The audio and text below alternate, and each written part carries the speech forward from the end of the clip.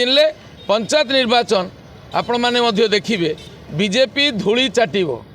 आमर भारतवर्ष जड़े स्वाभिमानी दूरदृष्टि संपन्न निर्भीक एवं स्वच्छ युवनेता राहुल गांधी जहाँ कहते भोट चोर गादी छोड़ ये स्लोगान को बीजेपी नेता माने तुच्छ करुचंती किंतु जनसाधारण आज ताकू भुक्तभोगी हेलेनी अनुभव करुचंती।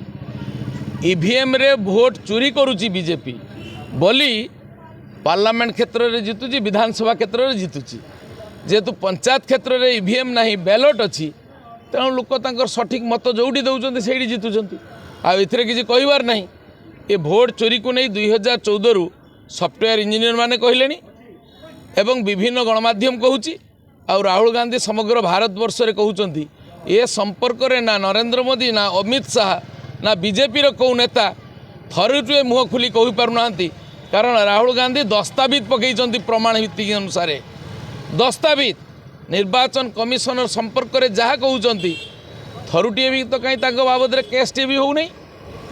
तेणु ईवीएम हटाओ देश बचाओ बैलेट आणतु जना पड़ो डबल इंजिन सरकार स्वच्छता केते अच्छी आ बीजेपी केते लोकप्रियता अच्छी ताहा प्रमाण करिसंती सेठी।